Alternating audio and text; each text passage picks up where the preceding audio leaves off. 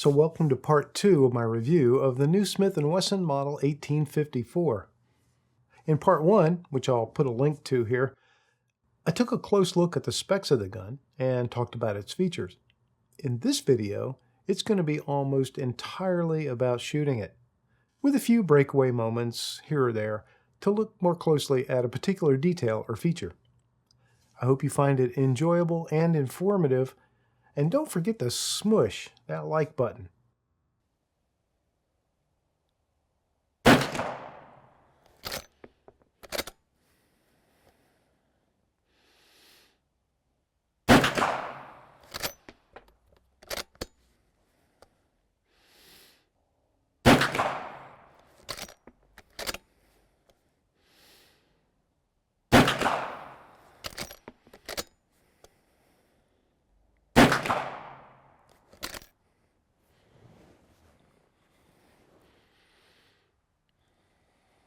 Okay, I got it maxed out with 8 rounds in the tube magazine and 1 round in the chamber. That's a total of 9, if my math skills are as sharp as I think they are. And I'm going to bang some steel at 50 yards.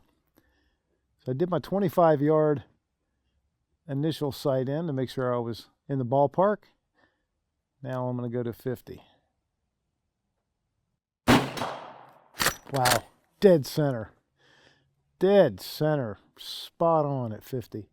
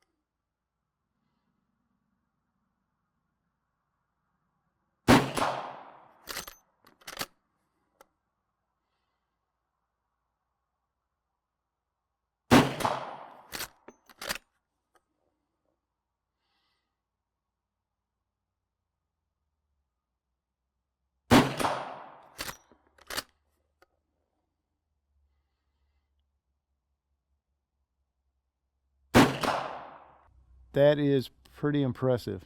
And these are my hand loads, by the way. So I figured I'd start out with some hand loads, get it dialed in. Man, that is a nice tight group at 50 yards. I'll put some on paper. I mounted a Crimson Trace hardline scope on the gun. It's a variable magnification scope up to 12x. I didn't need a riser, just the Wheeler rings did the trick perfectly. For this gun, you really just want a low mount. This also gave me a chance to make use of the included offset hammer spur, which works great with the scope. The Picatinny rail on top of the receiver was just enough. I could have adjusted my rings a little closer, but luckily that wasn't necessary. All right, I was doing so well on the steel at 50 yards that I've put up a paper target. I don't have a camera on it because that's just too far for me to run back and forth to turn cameras on and off. But I've switched over my ammo from my hand loads, which is what I started at for my sighting in and my initial test shots, to Ammo Incorporated. And this is their signature target load. It is 240 grains. It's a flat nose jacketed bullet, and it travels at 1,430 feet per second, according to the specs. And this is maybe the prettiest ammunition I've ever shot. The first time I picked up some of their stuff in 9mm, I was just amazed. All right. I've got 8 rounds loaded, a full complement in the magazine, and let's see how I can do.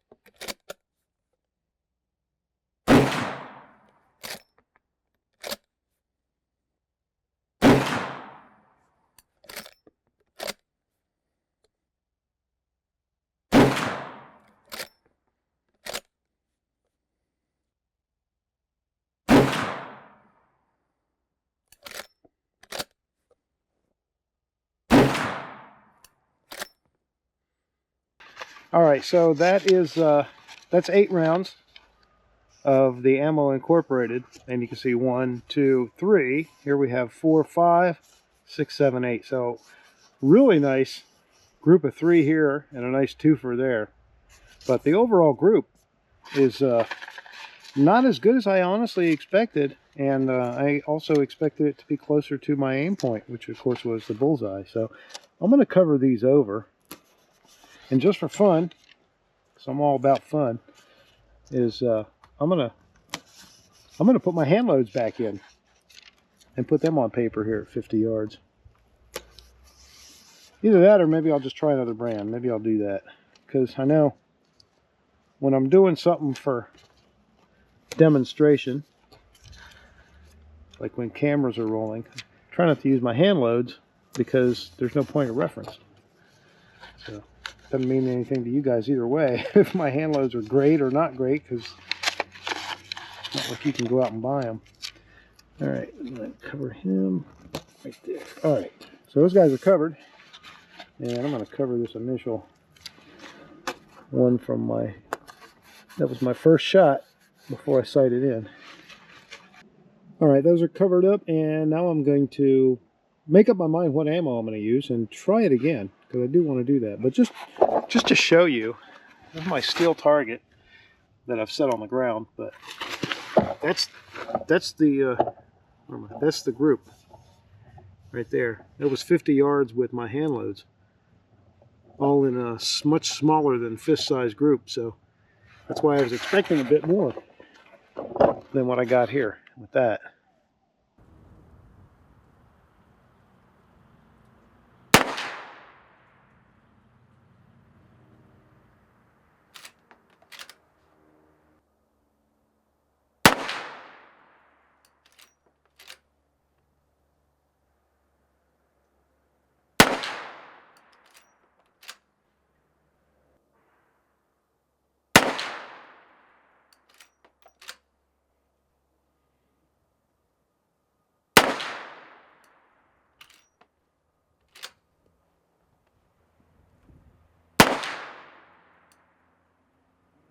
Whoops, I didn't have my audio recorder turned on, so I was probably moving my lips and you couldn't hear me, especially far away as these cameras are with this wind. So anyway, let me recap. I just shot 6 rounds of Federal 240 grain jacketed hollow point at 50 yards at that target.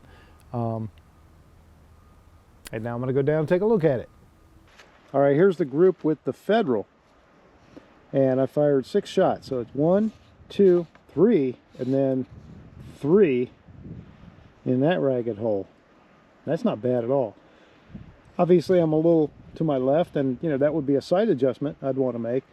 But again, it's not where the group is, it's how big the group is that counts, because you can always move the group. That is not bad. So if I were going to make an adjustment, which I'm not going to bother, but if I were, I would take this 3-hole group and I'd move it over here. So I'm about 1.5 inches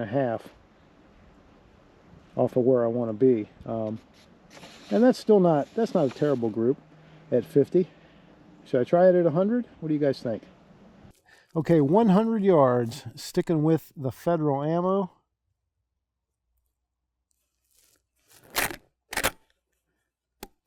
Eight rounds.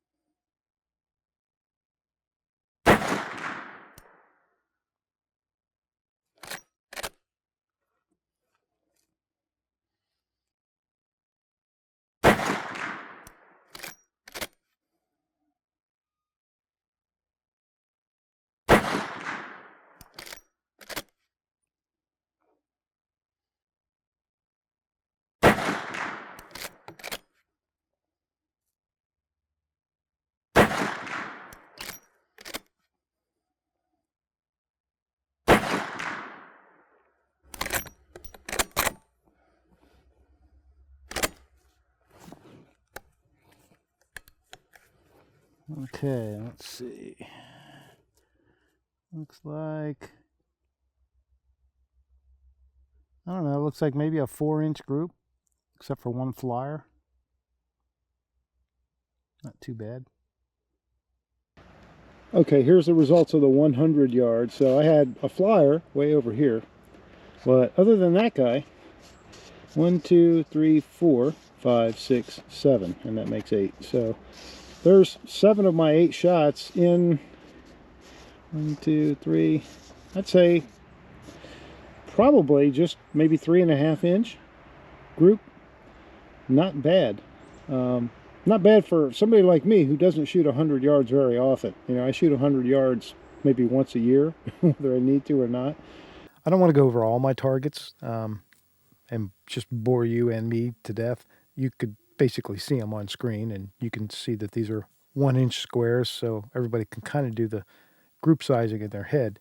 But I do want to measure this one. This is the 100-yard group. And I did have that one flyer that was way over here someplace. We're going to throw that one out. We'll take that as a mulligan. I have no doubt that that would have been shooter error. So we're looking at 2.833. That's what I'm getting.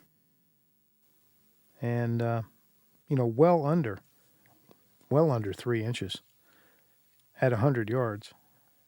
I dressed this gun out completely with a sling, a bipod, a scope, and a laser light combo.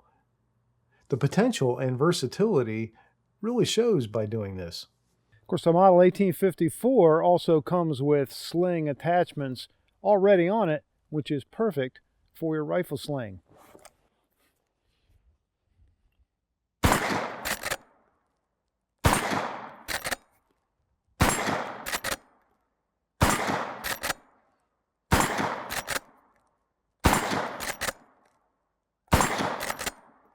So I have some friends who shoot cowboy action.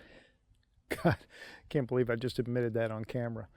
Anyway, I know one of the major questions about the 1854 from Smith & Wesson is this something I can use for cowboy action? You know, how's it going to shoot that 44 Special, which is obviously a lighter load than 44 Magnum. It's also a bit shorter than 44 Magnum, and that's probably the key. Well, I know for a fact that is the key. So the key difference between 44 Special and 44 Magnum in terms of the physical difference of the cartridge is the length. The overall length is shorter for the 44 Special. That could potentially create some feeding or even ejection issues with certain guns. So I'm going to test that right now with you know, a handful of, I've got Fiocchi jacketed hollow point 44 Special loads loaded in the magazine right now. I'm going to try those. And then I've got some specific cowboy action loads that are probably like little powder puffs. But again, it's the overall length is really the factor. So the key thing to watch for here is, do they feed and eject well? Or are there any problems? Let's find out.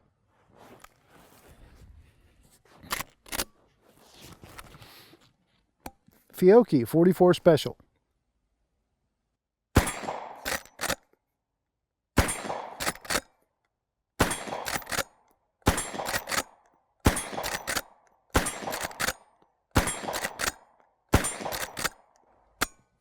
Nope. No problems at all.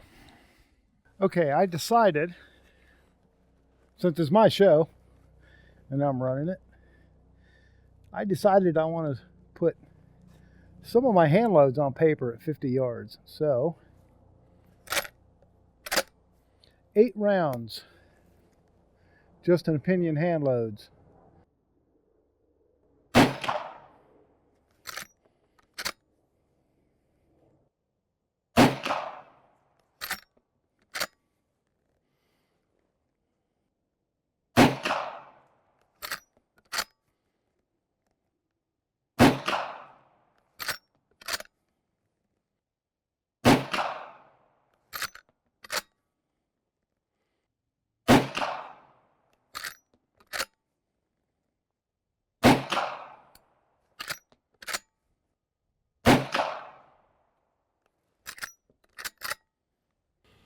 Okay, now, HSM, cowboy action loads. These babies are slow. First of all, it's an all lead bullet, so there's that. I definitely prefer jacketed because it's a lot easier to clean the barrel afterwards. But anyway, 975 feet per second. These things are just crawling down range. You've got time to, if you pull the trigger and you realize that you were, off your aim, you've got time to run down range and move the target at that speed. But again, the objective here is, will the gun shoot them okay without any malfunctions because of the length, or in this case, possibly even because of the lead bullet. Lead is going to gall a whole lot more, so any kind of feeding issues might be greatly exaggerated with an all lead bullet. 8 rounds of HSM. Cowboy action.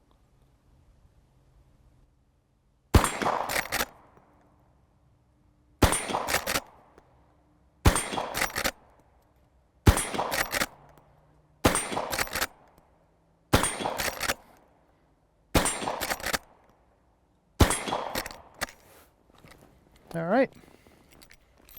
Well, that last one's got to get rattled out of there, but yeah, no issues at all. So that's a good thing for my cowboy action folks who want to be able to shoot a gun like this in competition, because it is a smooth gun, smooth lever action, and a really nice trigger.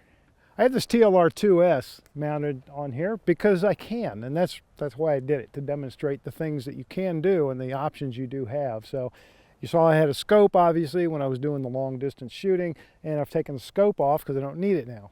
I like the peep sights a lot. I'm shooting, 30 yards away at a steel target, so that's all I need is my peep sights, and they do great. But it's nice to know that, if you want to consider a gun like this for home defense, and a gun like this is something to consider for home defense, it's nice to know you can put that light laser combo. That's what I've got on there, that TLR2. And what's perfect about it is I've got it mounted on a 45 degree. So what's perfect about it is it's right there where my thumb is to actuate it. So I don't know if you guys can see if I turn the light on. So it's right there. Like, you pull this gun up and your thumb is right there. So that's the advantage of the M-LOK, and you also saw that I had a bipod on the bottom. To do that, I had to first mount a short section of Picatinny rail, because I have a Magpul bipod that was already an M-LOK mountable bipod, but the screws are too far apart. The M-LOK screws are too far apart. This is a very narrow, very short M-LOK slot, so I had to put this short piece of Picatinny on there, and then put another bipod with a Picatinny rail mount. So something to note. So if you order yourself an 1854, don't just go order that Magpul bipod unless they're available in different size mounts. That I do not know, but I'm guessing probably not. I never had a problem with any of the ammo I fired, and I went through several types and brands. Once in a while, I would fumble the action a little bit, which can cause some ejection problems, but that's on me. Never had a single feeding issue of any kind or any ejection issues that I didn't cause. So in between my first look video, which, it was so cold, not to exaggerate, but I don't handle brutal cold very well anymore. And it was so cold, and I just had so many challenges going on. I barely got to shoot the gun. I've been itching to get back out with it. So now that I've got a lot of challenges and some other work that was piled up pushed out of the way, it's really a thrill to be back to the range with the 1854. Meanwhile, I've been paying attention to comments and questions, not only that you've asked me directly on my video or whatever, but questions I've seen just sort of out in the wild. One of the big ones is, how does it handle recoil? What's the felt recoil like? Well, I'm wearing a vest today that's got a little padding to it, and I'm not going to take it off because it is cold out. But I'll tell you again, maybe we'll revisit it in the summer when I'm just wearing a t-shirt. And I don't mind bringing it out and doing that. I'm willing to do that for you. But I will tell you that so far, my feeling is that it handles it very, very well. So I've put the hot stuff back in here. This is the ammo incorporated at 1,400 and some feet per second. Pretty hot compared to, like, even the Federal is maxed out at like 1,200 feet per second. So this is a pretty stout load of 44 Magnum. And so I'm going to shoot 8 rounds or 7 rounds, however many I put in of this, and I'm going to pay attention to the recoil. I'm going to shoot a little slower so that you can watch, and with this camera you should see more of a profile, and you can see, you know, how far is it shoving, how much is it shoving me around. So all right, so pretty much full power 44 Magnum. That's not so bad. The other nice thing about it, I'm not feeling it in my cheek. And that's important. That's what makes me cry. I don't mind it shoving me around a little bit. But I've shot some guns that it's like you're taking one in the jaw every time.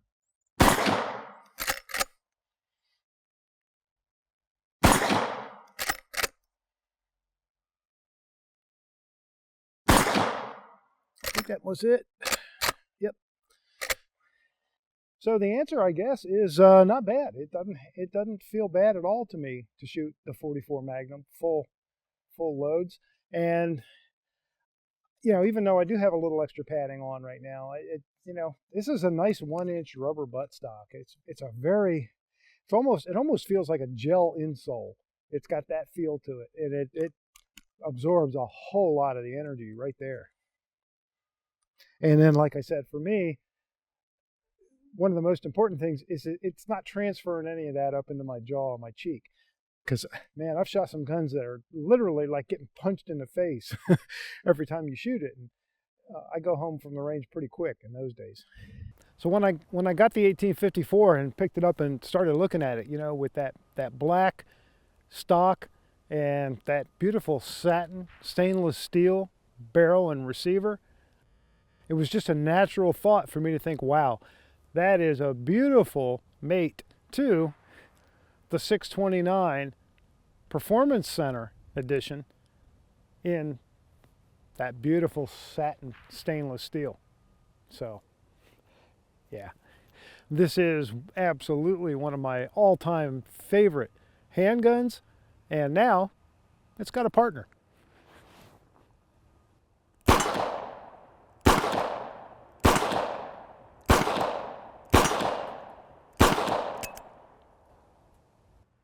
Handling the 1854 a lot at the range, I came to love the synthetic stock even more. The texture is fantastic without being abrasive, and it really keeps the weight down. I have quite a few favorite things about this rifle, but probably my most favoritist of all is just how smooth the action is and how really nice and crisp that trigger is. But that's what I would expect from Smith & Wesson. And they delivered.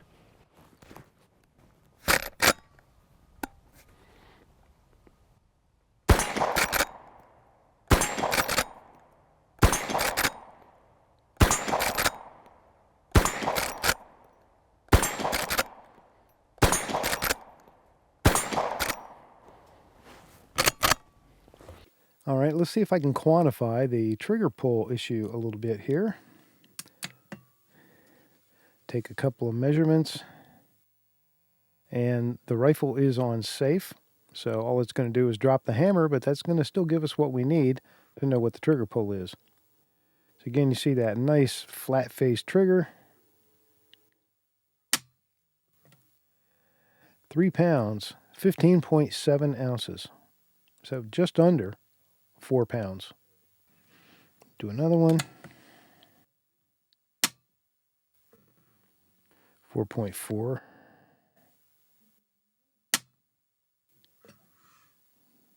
4 pounds even. And 313 and a half. So it averages pretty much exactly 4 pounds.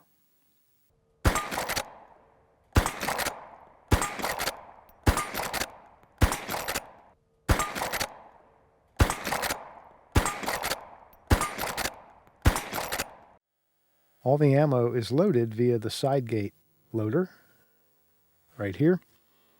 But when it comes time to unload the carbine, if you've got a magazine full of 7 or 8 rounds, or even 3 or 4 rounds left, and you're done shooting and you want to empty the magazine, the fast way to do it is to pull out the magazine tube, which is just a matter of twisting this little knurled handle to the unlocked position and pull the tube right out, and you can see the entire magazine comes out.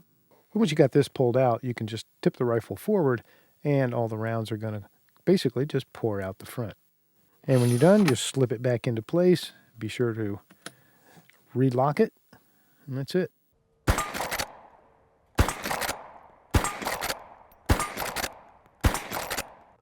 My thanks again to Smith & Wesson for providing this Model 1854 to the channel at no cost. Let me know what you think in the comments below. I like to read them and even chime in on the discussion. You can really support the channel and help me keep content flowing by hitting like and being a subscriber. I'm on Patreon too, if you want to support me that way, and you usually get early access to videos like this. Look in the description of this video and you'll see several discount codes and affiliate links. You can save significant money on products that I use and recommend. And if you think this video was particularly helpful or informative and you just want to say thanks, there's actually a button for that right below this video for the YouTube thanks. It's kind of like leaving a tip if you feel like you got good service. This is just an opinion. Thanks for watching.